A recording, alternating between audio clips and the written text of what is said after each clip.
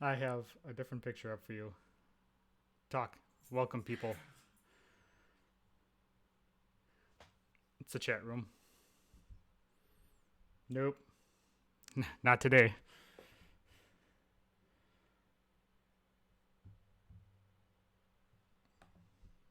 Hello, everybody. Welcome to Two Nerds One Quest. Let's. This is funny. I am Norm. I am the character, and JC is the dungeon master. Game master? What do you prefer? Well, some people are.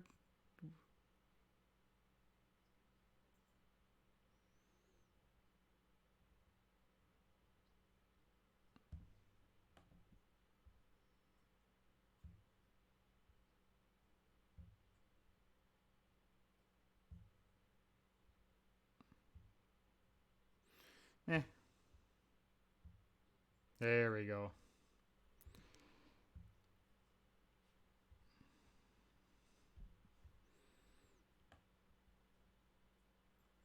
And you're centered. All right. Centered. As centered as you can be. All right. So this is session number 8. Yep, session 8. So far up to this point, Aronan almost died, met Elli. She saved him. They went to the job board, picked out a job, went to Nomagard. On the way to Nomagard, met somebody else in a windmill, almost died there. Yep, helped Andy with a Metacore problem. Went to Nomagard, did some stuff with a bunch of gnomes.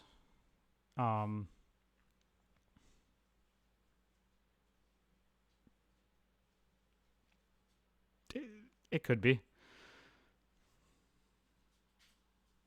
God bless it. Mother of all that is holy. It's okay. I didn't say anything overly important right there, so No. continue with the summary. Yeah. Twice.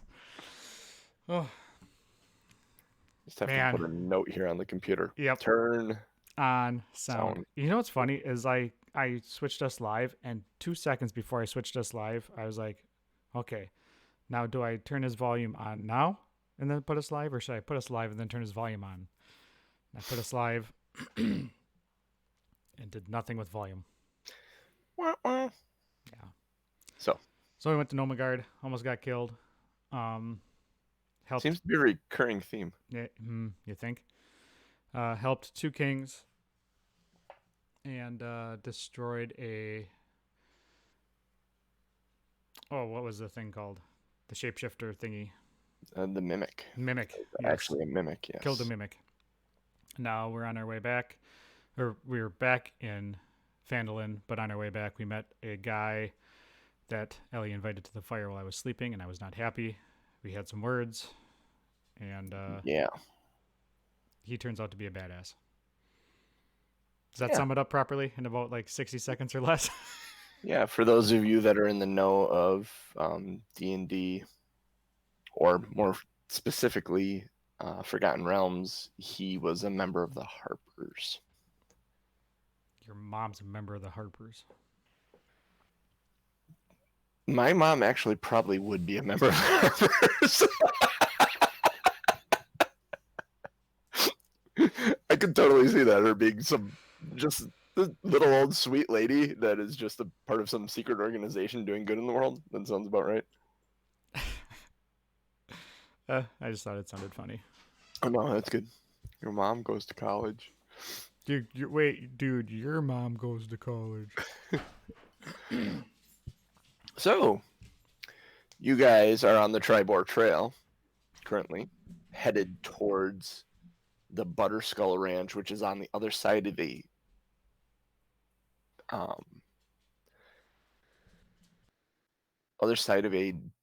broken down village years ago that had been invaded and destroyed, called Connieberry.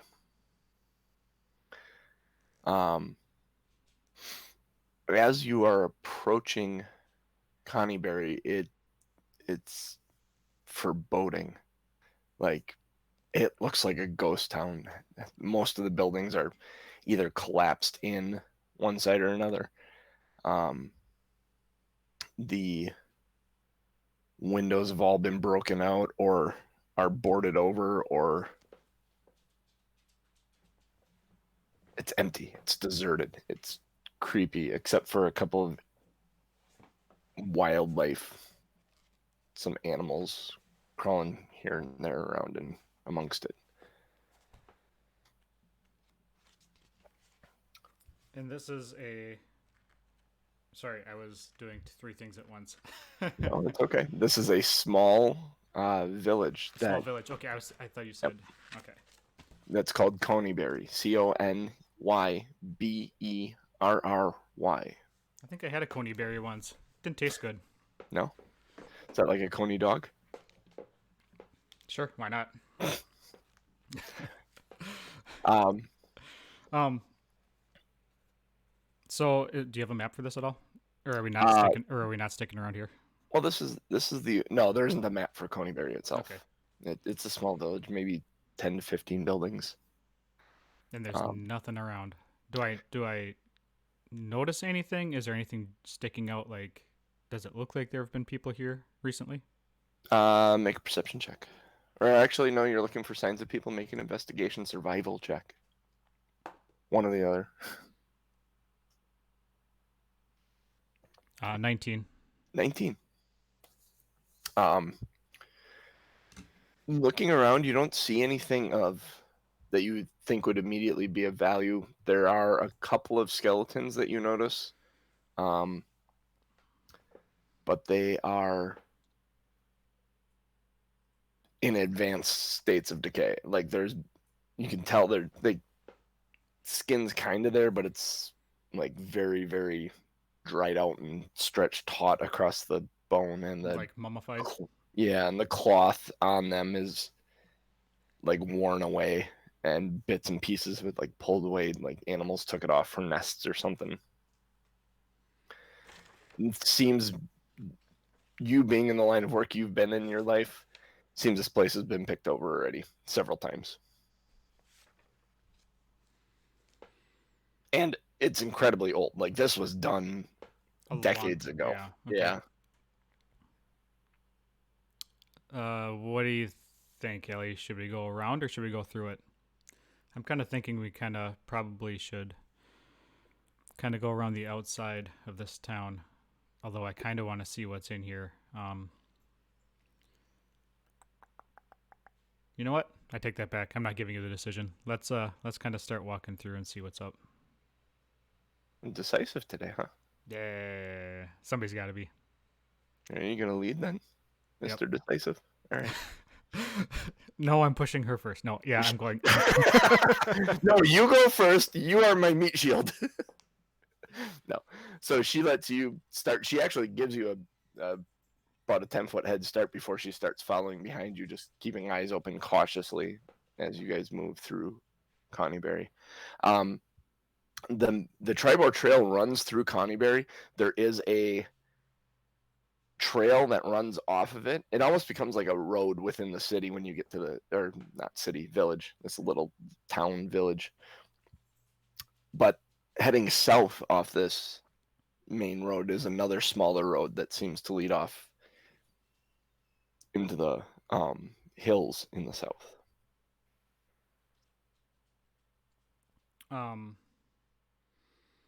And this is on our way to which? This is on your way to the ButterSkull Ranch. So I'm thinking she was adamant about heading towards the ButterSkull Ranch. I'm trying to think of which direction we need to be going in order to get there. Okay, let me put it this way. Are there any buildings that look like a bank? I would like to get some stuff. There is nothing that looks like anything here. It's just everything. There's nothing. Everything is ransacked, hollowed out. So nothing is even worth searching. You don't believe so. Looking at it, you don't think there's going to be anything of value here. Like I said, you looking at it, there are signs of it being stripped bare of its resources several times over. All right, I think we're just gonna continue on the path and just head in whatever direction. I'm not sure which direction, but whatever direction we need to go to. Heading east Okay. towards the ButterSkull Ranch. So you keep heading out the town. Then you get to the other side of town. There's no incident within the town at all. Um, as you head out the far side of town, um, you catch uh, a sound um, as there's something moving in the tall grass to the right. Do I see it? Um, yeah, looking in that direction, it's not hard to see because the grass would not be this tall. You do see two horses unsaddled, walking around in the long grass. Seem to be grazing occasionally on small patches of grass. Ellie, do you know how to ride a horse? Maybe, hopefully. I've ridden them before. It would purely depend on these animals themselves, how friendly they would be to being ridden. You want to approach them? Yeah, yeah. I'm gonna go and Okay. let's see how friendly they are. Because if we could get a horse instead of walking everywhere, that would probably make life a little easier. I agree. That would definitely be easier. Um, as you approach the horses, make a perception check. Ellie does not notice at all. Natural 20. On the back of the horses, on the right hind quarter, there's a brand on them. It's the letters BAK.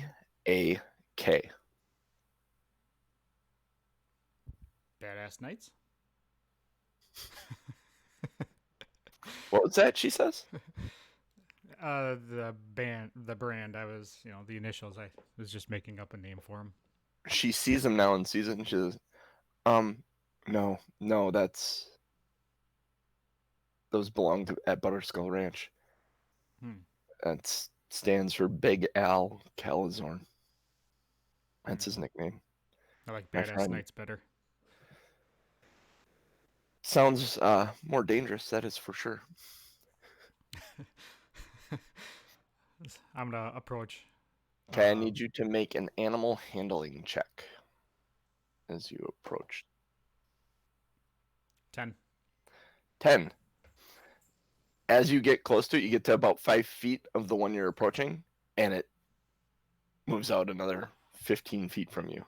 Jerk.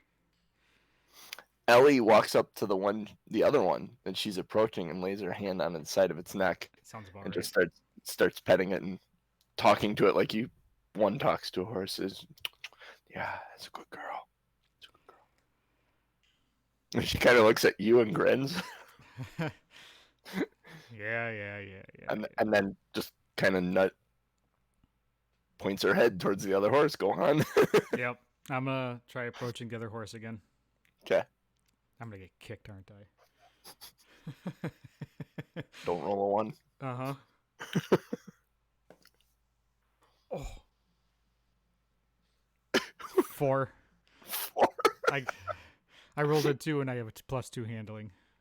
The horse actually rears up and takes off, and like is not stopping running. It takes off east. It was spooked.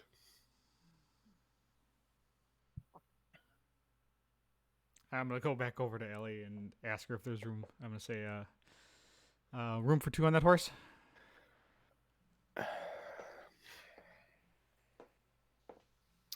If she's looking at it, she's actually judging it, and you don't weigh too much, do you? You're like 150 or something like that. Uh, Because I thought you were lithe. 180. 180. Okay. Um, she looks at it and says, "He may. Mm, it may be difficult for him. Maybe should we take turns? I mean, I'll just rest the legs more than anything." Yeah, Yeah, I mean, if as long as we have one, Yeah. I think that's a benefit over none. So I yeah, mean, give me your pack, she says. all right. So I No, give. trust me, I'm not taking anything, and you Well, just no, don't but have to carry it. We have a horse now. yes, yes. So she takes your pack as you hand it to her, and she takes a rope and basically ties the shoulder straps of both the packs together, basically making a almost saddlebag like thing, and drapes it over the horse, and then gets up there with the horse. See there. Now you don't need to carry this. You have your weapons. You're good. We'll take some load off. Yeah, that feels much better. Um, as you head back to the trail, the horse seems to naturally want to head east. Like it knows home and turns that direction onto the trail. Um, make nope, you don't need to. Um, she stops the horse quickly. She says, "Whoa, whoa," and pulls the horse to a halt and says, "There's look over there." And she points on the other side of the road in the tall grass. There is a third horse. Is neither the one she has. And I'm not making this up. There's three horses in here. I'm not doing this to humor you. There's a third horse. I am humored. You may try and approach this one if you like. Yeah, She, I am definitely gonna try and approach that one. hang on one second. I want to see. Want to pull up. I should have had these open to begin with. The campaigns. 2 nerds, 1 quest. Where's Ellie?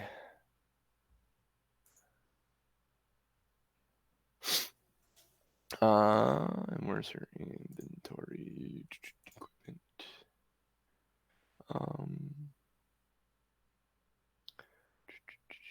Yeah. She starts digging in her bag and actually pulls out and says, "Here, take this." And she hands you an apple. So that may help you. Don't force it on the horse, but Well, clearly my charm isn't good enough, so I'll take any help I can get. so you approach the horse. Make your animal handling check. Come on, don't get kicked. Come on, don't get kicked. Whew, that's better. 13. 13. This time, this horse actually turns and looks at you, and it doesn't approach you, but you can see it like smelling, like sniffing, like it smells the apple, maybe. It's my apple lotion from Bath and Body Works. I knew I forgot something. This would have helped on the quest. Cauldron and Wizard Works. Yes. Something like that. I'm slowly going to hold the apple out and approach the horse. Okay. As you approach the horse leans its head towards you and reaches out for the apple, basically. Mm-hmm. I'm gonna try to pet it. Yep. Slowly. You gently, as you pet it and kind of talk to it, it eats the apple from your hand and it finishes the apple and then, like, literally starts nuzzling you, trying to find more. Like it likes you. You gave it an apple. All right. I am going to.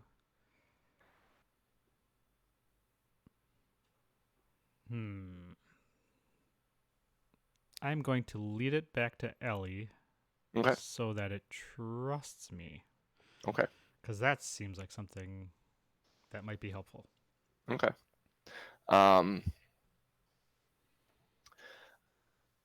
So as it follows you because it wants another apple, and when it gets to the road, it, for lack of a better explanation, it seems to recognize the other horse, and it takes a less cautious approach to things. In fact, that once it kind of runs up onto the path and sees this other horse and is over there, and Ellie starts petting him. I was like, yeah, that's a good guy. That's a good guy.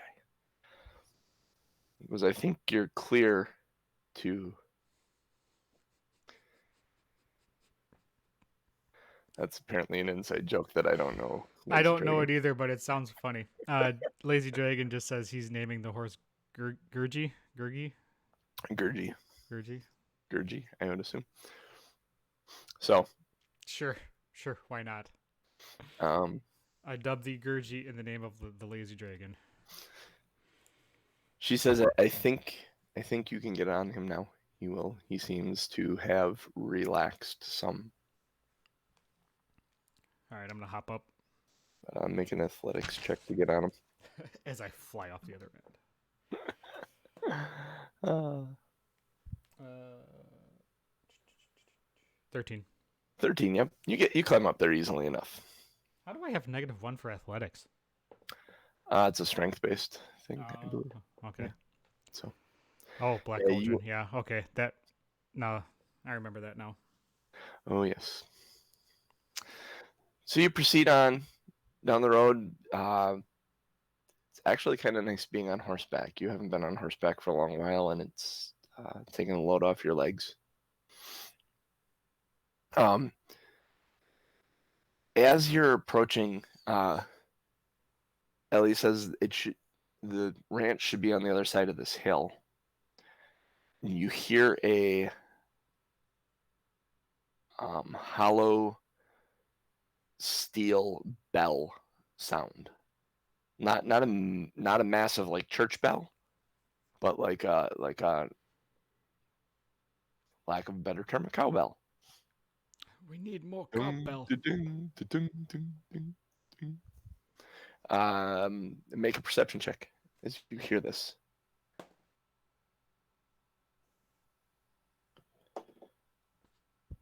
19. 19. You and Ellie both kind of look around for the sound. You find it before she does. There is a cow in a field off to the north. It's just moseying around. Standing there will occasionally grab some grass and sit and chew, and kind of turns and looks at you and is not threatened for whatever reason. Kind of turns and goes back to what it's doing. I am hungry. Maybe it should Uh, feel threatened. You notice on the back hind quarter of this with the 19, you notice that the same brand is on the haunch of this cow.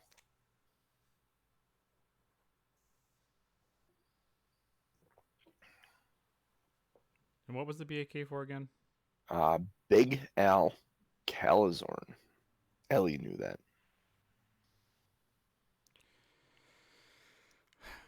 Ellie, who's Big Al? And why is this shit everywhere? His name is Alphonse Calazorn. He's the former sheriff in Phandalin. He retired and decided to come out here and start this ranch. He helped me when I was young.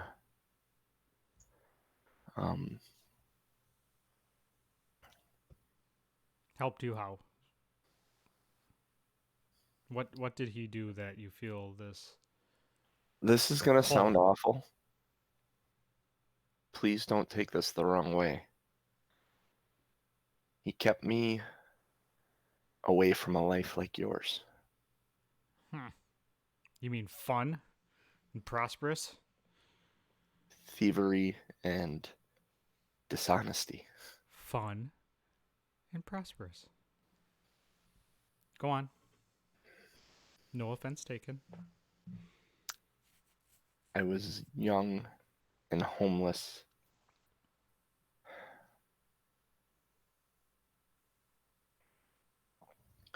My family's farm was invaded by orcs.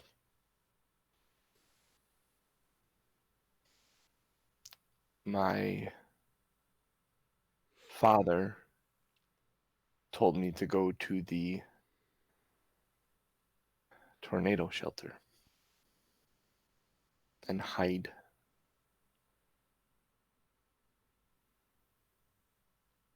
And I'm assuming your family did not come back for you. No. Oh, no one came back for me. I came out of there.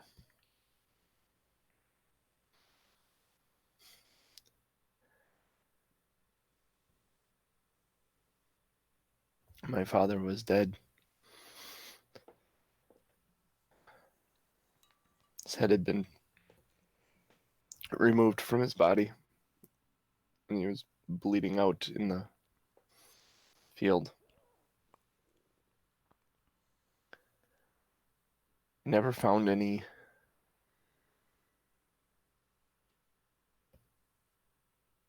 sign of my mother. Ever? I never saw her after that day, Hmm. body or otherwise. She reaches up and kind of dabs at her eye, being a very emotional moment for her. So I left. I packed up what things I thought would be necessary for my survival, and I was going to go to Neverwinter. What changed? Alphonse caught me stealing in Fandolin.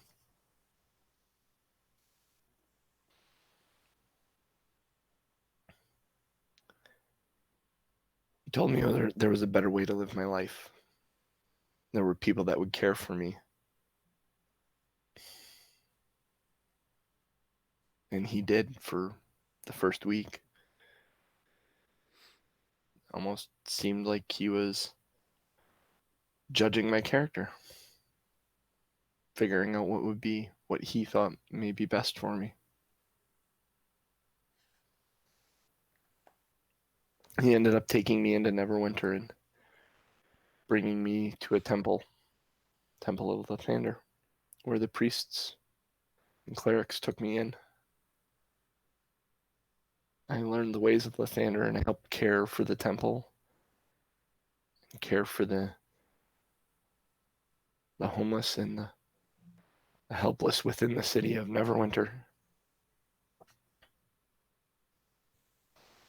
So why are you out here now? Why aren't you still back in Neverwinter? What happened to Alphonse? Well, Alphonse retired from being a sheriff in Fandolin. He moved out here to the ranch. We kept in touch. I'm out now trying to spread the light of the Morning Lord to those that would hear it, to those that need it. She smirks at you when she says that. I'm gonna ignore that. Do you say that out loud, or do No, you? no, I'm gonna let Okay, that pass over. you're gonna let it pass over. Okay. Yeah. Um. Okay, so that definitely explains then Yeah. why you feel this need to make sure he's fine. Yes. And understand that if this really is orcs, this isn't going to be the easiest thing for my head. I mean, it can't be worse than turning blue, right? She laughs in that moment and she smiles genuinely at you and says, "Thank you. Thank you. If I think about it too much, it haunts me. Maybe that's why I'm out here too, trying to forget." Yeah, it it goes that way sometimes. It sounds like what you're doing is helping. No, I know there's at least one soul that's alive because of me. Hold on one second. Yep. So Ellie is clearly distraught in this moment. She's nervous about going into ButterSkull Ranch.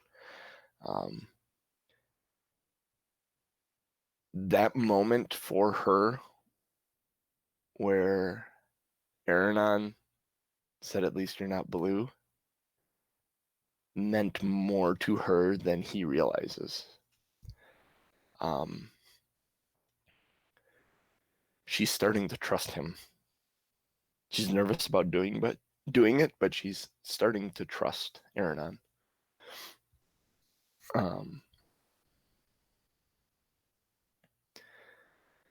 Yeah. So I don't know where Norm had to step to. Ooh, excuse me.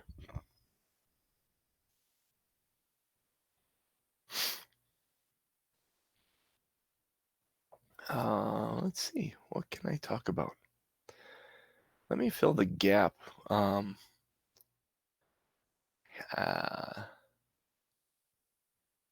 have a homebrew game I'm running that the Lazy Dragon is actually part of.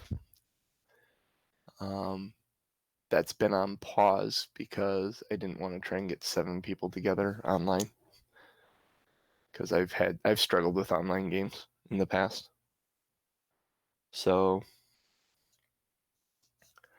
I'm looking forward to getting back to that game. We left at a pretty precarious place. Basically the party, and this will sound wild to any of you that haven't, if there's anyone else out there besides Lazy Dragon. If not, Lazy Dragon, we'll reminisce a bit here. The party is on the river Styx, floating in the river Styx on the back of a city that was yanked out of the ground and brought through a portal to the river Styx. They are currently staring down the ferryman, who is a 200 to 300 foot tall entity that is looking at them with his hand open, expecting payment to hell for all of the souls aboard this floating city. So it'd be kind of interesting to see when we get back to that how that comes out. I was just telling everybody or reminiscing with the Lazy Dragon about my homebrew game, Oh, and nice. where that got left due to quarantine. And no, Lazy Dragon, not a massive deuce. My niece is here, and I had to help get her some food. Ah. So, So the that is the question, Lazy Dragon. What is the value of a soul? And soul's worth its weight in gold. But what is that? That was what they were told. depends upon how heavy you are. I'm guessing my soul's not worth much right now. Well, you don't have to consider that because you're not currently sitting on the river Styx looking at the ferryman, determining how much you need to pay to get across the hell. Yet. Yet. I imagine you have a direct line there, probably, Yeah. based on the deeds of your life. So, Ellie opened up, told you a bit about her backstory and why she is nervous going in and why she cares about Alphonse Calazorn.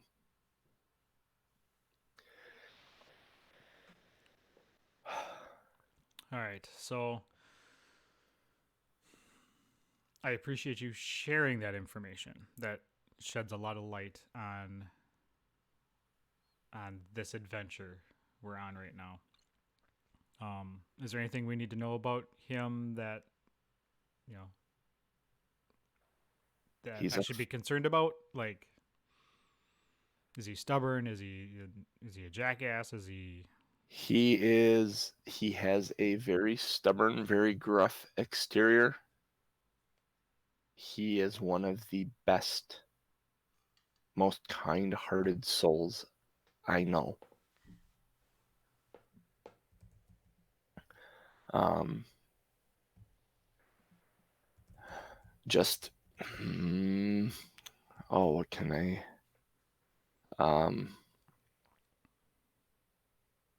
If you see him and he challenges you, just tell them truffles. Just say truffles. I hope that works. That should work. Just tell them truffles. Is that a It's pet name? no, it's a word we used to use.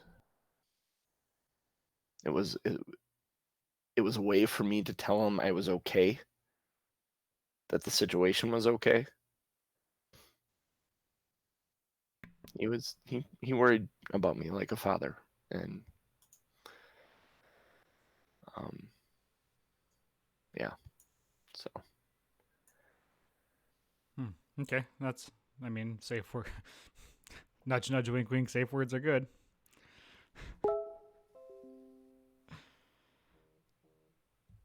What is this that you just sent me? this is a map of the ranch. Okay. So um, as you kind of come over the hill, you're on the south side of that, where it says Tribord Trail on the bottom, Mm-hmm. coming into the ranch. There, you're on. Yep.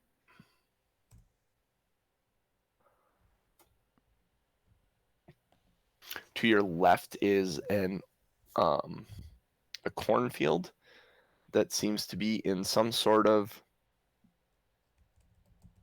mid season. Actually, no, it's late in the season. We've identified that it's in the fall, so it's late season. Some of the corn seems to have been on the cob or on the plant too long. You ever go to a corn maze and see the dead corn hanging out on there? There's some of that going on. It's not completely dried yet. We aren't to that point of the season, but some of the leaves on the corn are starting to dry out.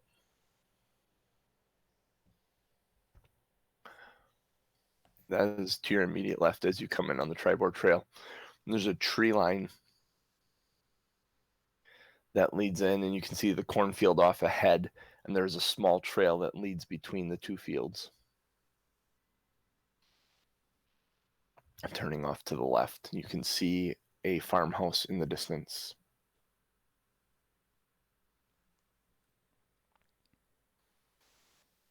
So which way did we end up coming? We came in from the west on this one. From the south on From the the south. Tribord Trail. Tribord. Oh, it's blurry on the screen I'm looking at. I Oh, made okay. it bigger so I can't read. I can't read the words. Yeah. No, you're coming in on the Tribord Trail from the south. Okay. There's a cornfield to your left, Yep. and then it's I also see. the other cornfield. That texture is a cornfield. The green texture is something else that you can't see yet. And then you can see the tops of the orchard. You would Okay. assume it's some sort of orchard. These trees are planted very symmetrically in rows. Um, I I think we're going to.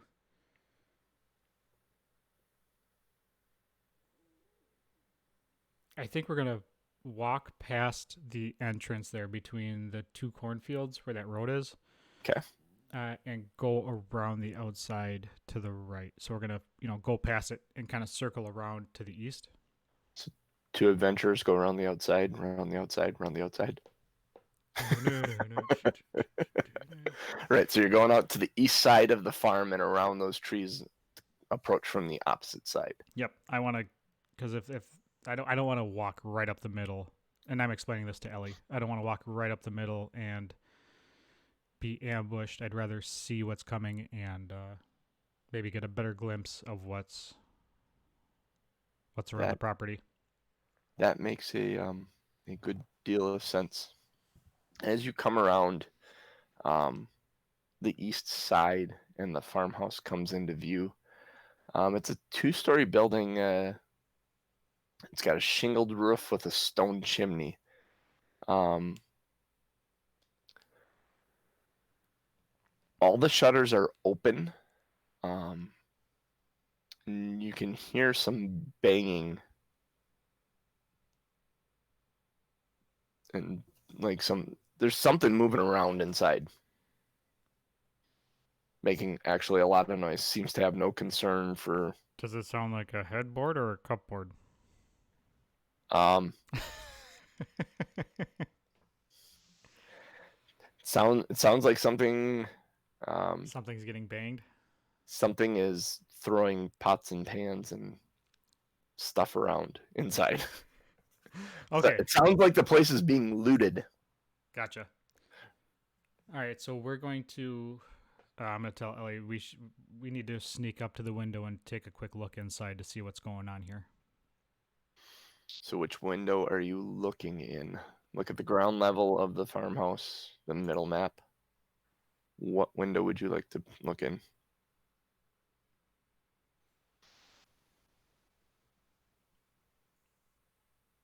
So the sound is coming from the east side of the house.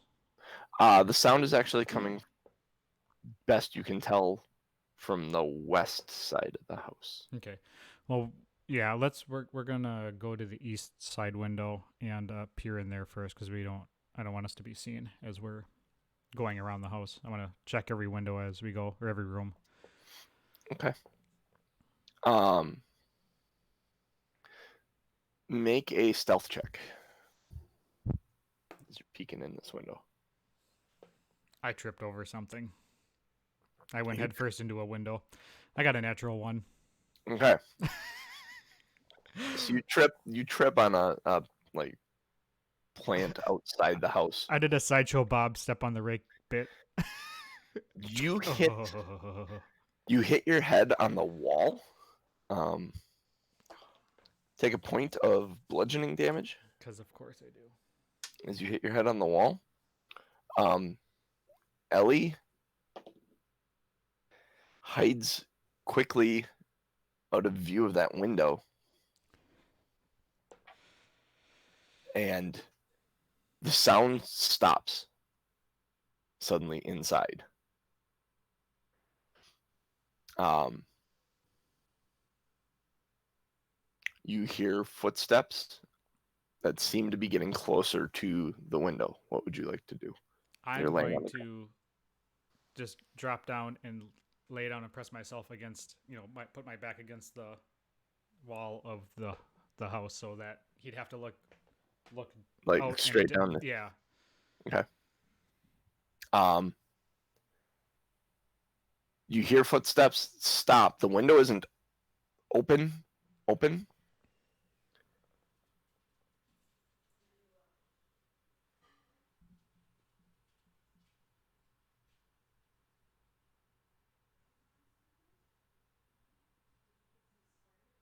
And then you hear footsteps as it leads back away from the window.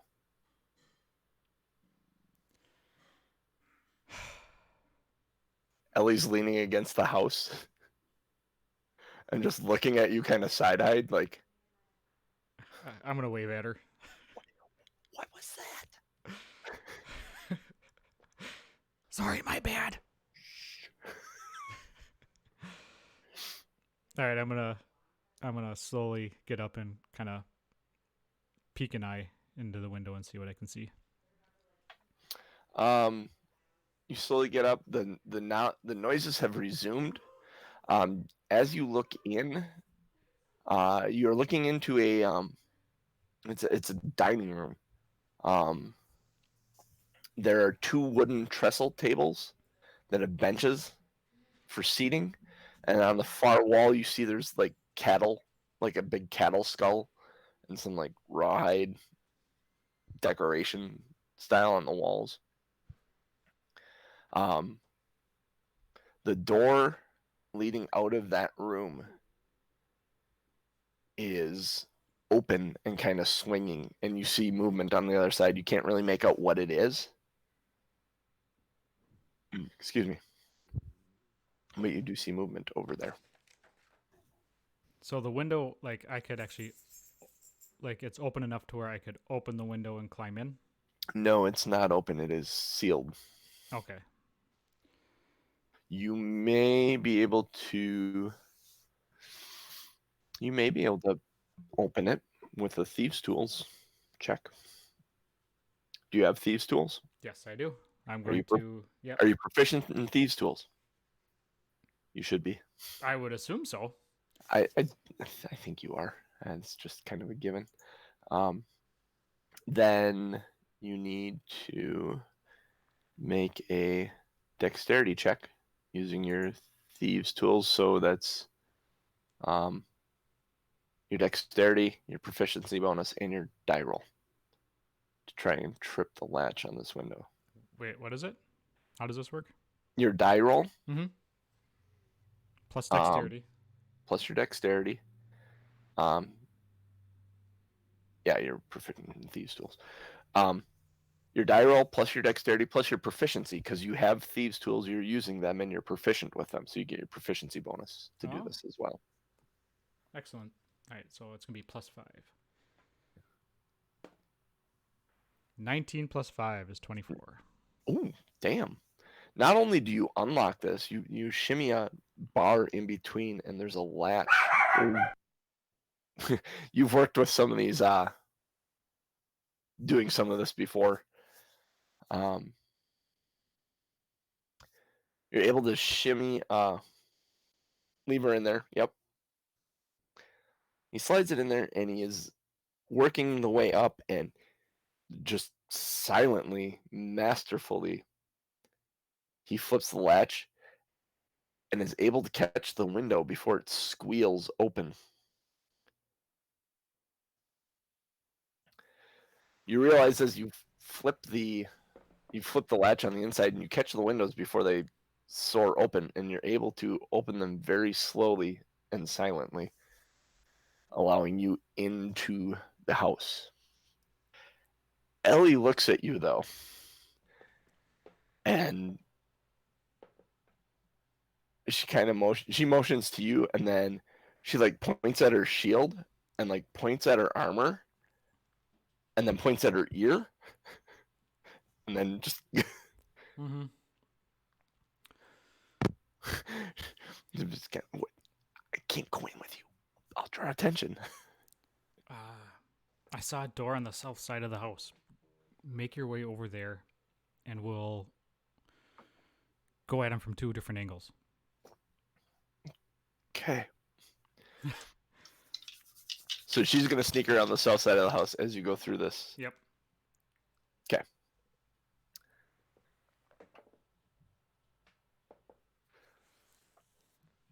So she comes around the south side. Oh, please tell me she trips. Hang on one second. Looking at this. Yes. She heads around the south side of the house as you start walking your way through this dining hall. Are you walking towards that open door? First of all, is there anything in there that... Do I notice anything? Any traps, tricks? Any... Make a perception check. Or no, an investigation check. You're looking for traps. You think there may be traps here. You're looking for them. Natural 1. Not one. Wait, There are no traps. This is not trapped whatsoever. Nothing to see here. Move along. Exactly. You don't think this is trapped at all, so you move through it like it is not trapped at all. All right. When so the door that is open is the southern door, because there are 2 doors. You see there is, if you came in that window, there would have been a door to your right there. Yep. And then a door ahead of you, and that door ahead of you is the door that's open that they went through, whoever they are. Right. I'm gonna slowly make my way over there. Okay, you make your way over there to that door, and you're about to peek in when there is a ruckus out the window to your left. Clearly someone or something hit the ground hard and made a ton of noise. The noise in the room that you're about to peek into stops, and you see go by. You kind of duck your head and make yourself small against the wall as 2 large green humanoid figures go stomping by. You see they have weapons in hand, very barbarian-esque style dress, and door. You hear the door slam open to the outside. That door in the in the room that you're up against, that next door that goes out onto that porch. That slams open, and you hear one of them go, "What? Ah!" and starts to move down the stairs. I need you to roll initiative. I am not first. 3. Oh, Ellie maybe first. What's her initiative? That would be a good thing because she could stand up. Ooh. Did you roll a natural 1? Oh, what's their initiative? Oh, shiznit. They go first.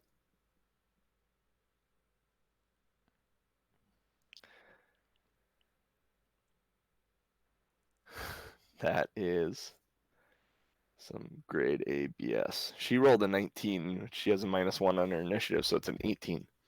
They rolled a 17. They have a +1 on their initiative, so it's an 18. Oh, And how I've always broken ties is whoever has the better dexterity modifier goes first, so they go first. fantastic.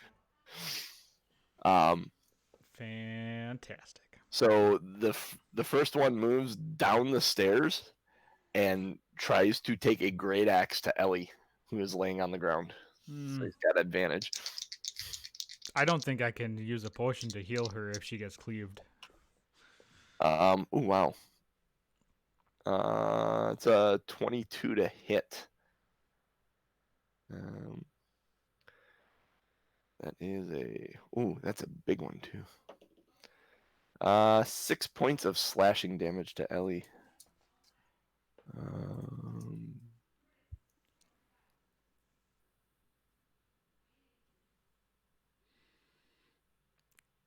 I'm writing all this out. Yeah, lazy dragon. She may die, and I may be carrying her foot Carrying with your ass. carrying her foot with me as a trophy, I guess. as a partner. Oh my gosh, that would be truly, truly evil. I got that. Okay, I need them.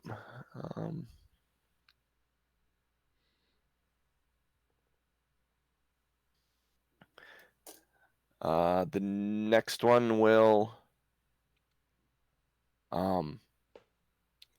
he pulls out from his back as he's coming out the door. He pulls this javelin off his back and he's gonna throw it at her on the ground. It's a 21 to hit. Damn, they're rolling well. Ouch. Yeah, genius. I'll be sure to loot the body. 6 points of piercing damage to Ellie. Oh, she's going down quick. How many hit points does she have to begin with? 24. Because right. I made her an actual character instead of sidekick because Because I need it. Because yes, having her have sidekick stats was with only 2 of you. It was a bit rough. So, all right, it's her turn.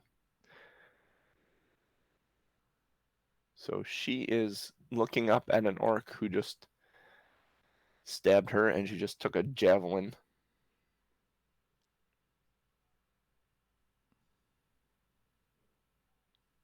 Oh yes. Oh, you are right, Lazy Dragon. Thank you. She might not have taken. Nope. Still hit her. Dang it. Close. Very close. Thank you. Lazy Dragon said disadvantage for a ranged weapon. Yes, disadvantage on a ranged weapon against the character laying prone. That's why it was disadvantage. If they are prone, they ranged weapon has disadvantage. So Ellie's laying on the ground looking up, just taking the javelin. She will, unless you contradict me, Norm, heal herself. Yes. Did she stand up first? No, not yet. Here's a question: Is there anything around her close enough to where she could roll behind something? No. Okay. No. She is laying on the ground at the base of the steps, basically. Let's see. She's taking 12. We'll do a cure wounds at level 1 for her. You want to roll 1d8 plus 3. See how much she gets back as she places her hand on her 10. chest. Oh, that is fantastic. Yeah, that helps a lot. So she cure wounds. Then does she have a bonus action that she can take? Actually, I'll have her get up and move away.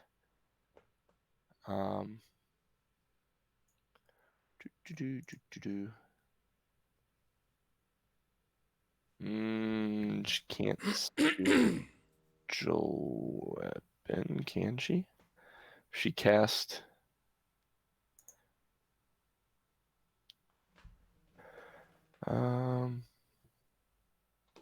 No, because it's not a Hold that thought. I'll be right back. Yep, go ahead. Again. Casting multiple spells in a turn. If one needs to be a cantrip, and spiritual weapon is not a cantrip. And her one cantrip takes a full action, so she cannot do anything else. So she gets up and moves 15 feet away from the first orc. So the next, it would be Aronan, who is next.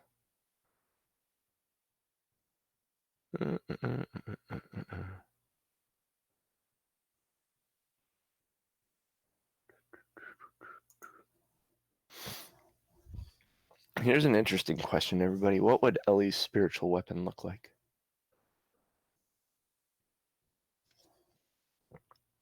I do not know.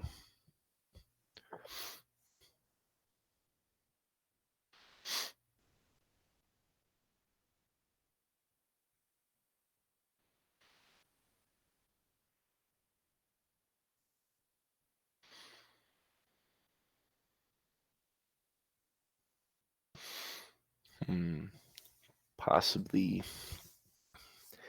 a mace? Maybe like a big sun?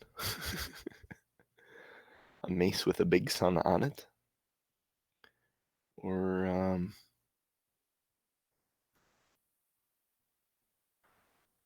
maybe it's a large dagger. Maybe it's what else could it be? It could be any number of things. Could be a big skull.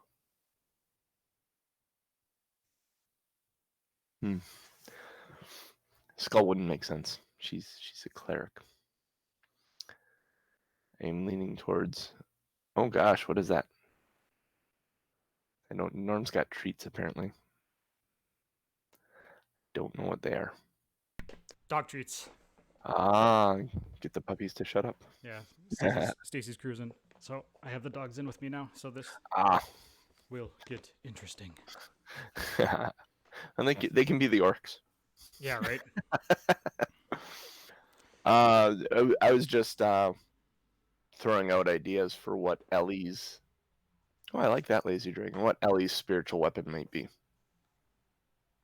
I was going to try and have her cast that, but she can't because she already cast the cure wounds. But it is a bonus action that she can use. So, Aronan, it is your turn. All right. So I have advantage on them because they don't know I'm there. Correct.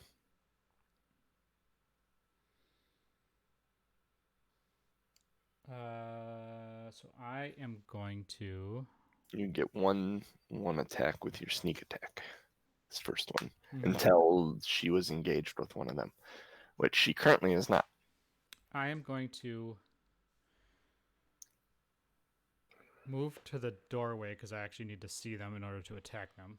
Oh, I forgot. Oh, you missed. Okay. Forgot to have the orc take the AO. He didn't hit anyways. So. And so they're literally right outside the door, right? There is one literally directly outside the door. Like he's standing there. He just threw a javelin. And then there's one that's down the steps on the landing there. All right. I'm going to do my rapier and I'm going to attempt to shove it in the back of his neck. All Like right. I'm going for a kill strike, right? Because Kill strike with a rapier. Right. I mean, I Yep. it's what makes the Make, most sense to me. make your attack roll.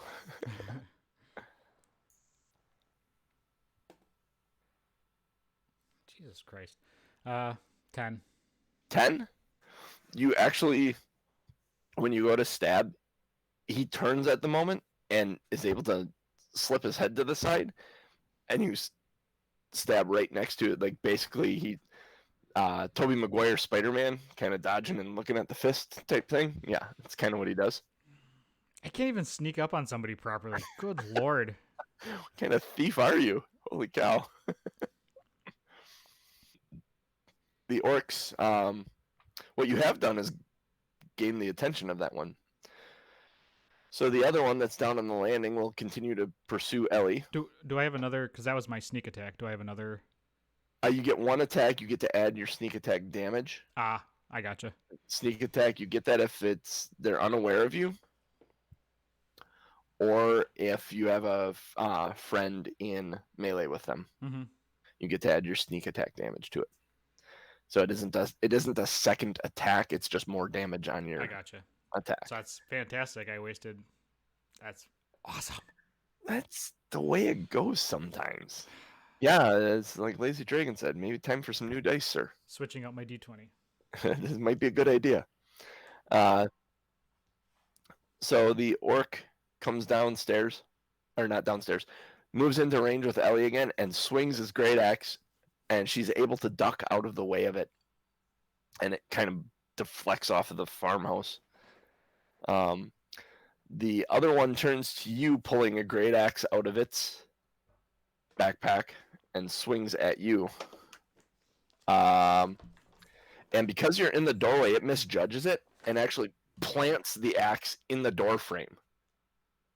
So now this great axe is in the door frame, kind of stuck in the door frame, and he looks like he's trying to pull at it. And it's Ellie's go. Ellie, I imagine, would swing with her staff. How's this sound? Swing with her staff and cast Spiritual Weapon. That spiritual weapon does what? Spiritual Weapon is one bonus action. You create a floating spectral weapon within range that lasts for the duration or until you can cast this spell again. When you cast the spell, you make a melee spell attack against a creature within 5 feet of the weapon. On a hit, the target takes force damage equal to 1d8 plus your spellcasting modifier. As a bonus action on your turn, you can move the weapon up to 20 feet and repeat the attack against a creature within 5 feet of it. The weapon can take whatever form you choose. Clerics of the deities who are associated with a particular weapon, such as Saint Cuthbert is known for his mace, or Thor for his hammer, make this spell's effect resemble that weapon. At higher levels, it does more damage. Mm-hmm. Yeah, that sounds like a good plan. Okay, so she will swing with her staff first at the one that's in front of her.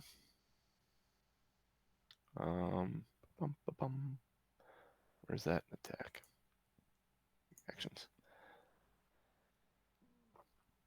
She's got her staff. She swings with her staff at the orc in front of her and connects upside the head. You want to roll 1d6 plus 2? Ooh, nice. 6 plus 2 is 8. 8. Hits that orc upside the head. Make notes as to which one's which. And then she casts Spiritual Weapon. Oh,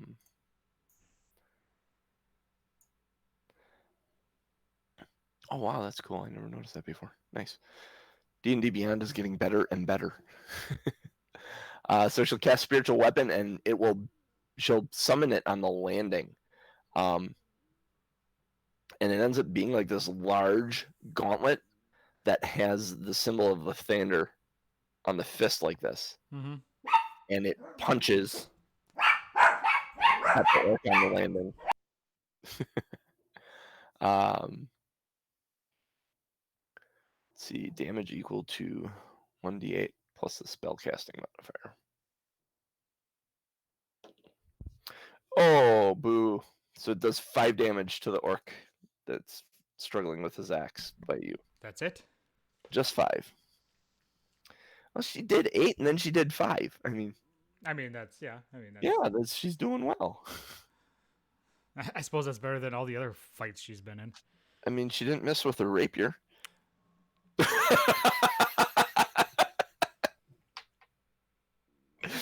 It's like Speaking of which, Aronan, a go. kick in the nuts with a hug. All right, I'm going to attack with my rapier again Okay. to the guy that's right in front of me. Yep.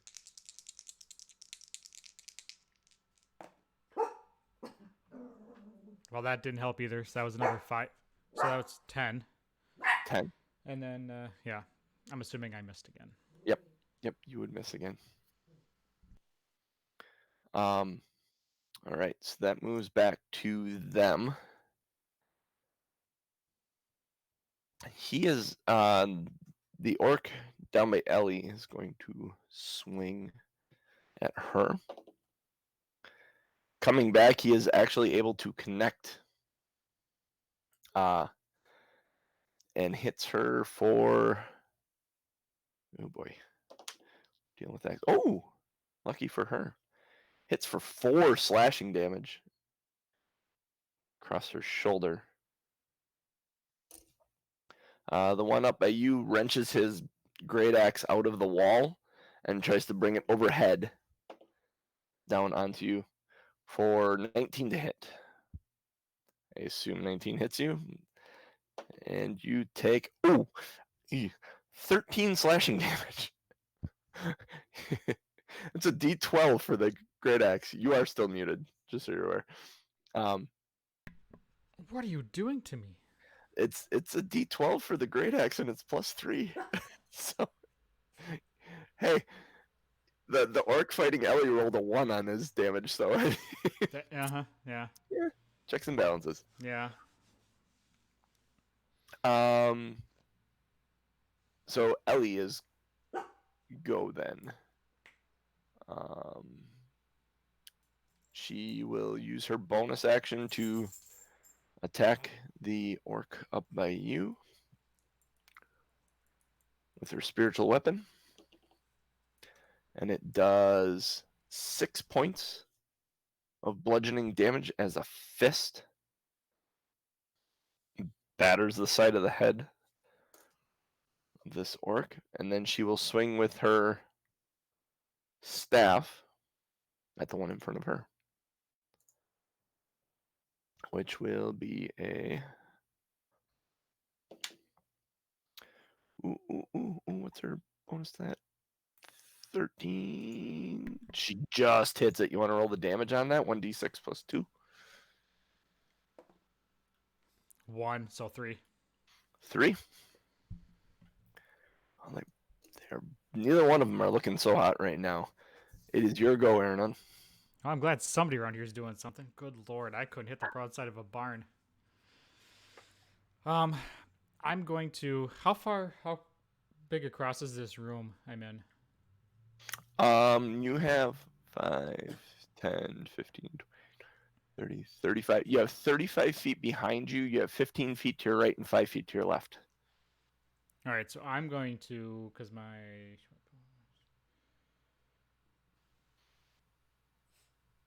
I'm gonna get out of range of this guy, and I'm gonna go back to the. I'm gonna go 30 feet back. You have bonus action disengage. Yeah, I'm gonna disengage. Okay. And go back and pull out my. Back to the back wall. Yep. Pull out your bow and shoot. Yep. Try a different weapon. Yeah. Yeah. Something's got to change, right? You would think. There we go. 24 to hit. 24 to hit absolutely hits. 6 damage. 6 points of damage. How does this guy die? How does this arrow kill him? So this so this arrow goes. Does he have a helmet or anything on, or is it just? Nope. Nope. He's got a top. He's bald. He's got a top knot kind of hanging out the back of his head. So this arrow, sons of bitches, you guys are killing me today. So this arrow flies straight at his head and gets stuck like a Steve Martin video, just boing, Right in the forehead. right in the forehead. The tip is sticking out the back, and I was just gonna say, it kind of goes in, it pokes out the back, and it's just enough that top knot, this flap of skin that it's hanging from, just kind of sways in the wind as he falls backwards over the railing out the back. yeah, yep. So that's he looks like a weird Steve Martin. So the other orc notices this, and he howls and he turns towards Ellie and swings. And in his frustration, misses her completely. She uses the opportunity, as he is off balance, to come back at him with her staff, and is able to clock him upside the head. And you want to roll the 1d6 plus 2 for her damage. Oh crap! Stand up. There you go. 3 plus what? 2? Plus 2. 5. So how does this one die? As she clubs it upside the head with her staff. So as she swings her staff, she cracks it right upside the skull next to its temple, and the staff goes indented into his head and gets stuck. Stuck. So he falls, kind of lets go of the staff as he falls to the ground, and she kind of looks around at him and kind of looks around, realizing the threat's gone. She dismisses the spiritual weapon. You come out the door, and she's got her foot on his head, and she's got her staff, and you hear this like as she pulls it out of the side of his head, it actually like caved in right where his eye cavity was, and it looked like it was honestly sticking out of his eye. And she was able to pull it out, and there's this sickening as she does so. You okay? Yeah, how are you doing, Ellie? I didn't realize you were strong enough to do something like that. Well, it was stuck, but it was like it's slimy. So she's taken a cloth out of her pack and is like cleaning the gore off the end of her staff. Well, yeah, you're okay now. Yeah, I'm fine. Just sorry for the premature start to that fight. Well, I can't blame you for it. I fell into the house. It's this damn thing. And she goes and turns and looks back at it, and there is a like a rake, like a steel rake you'd use for raking out a garden or something, and that had been laying. It looked like it was leaning up against the house and fell over, buried beneath the grass.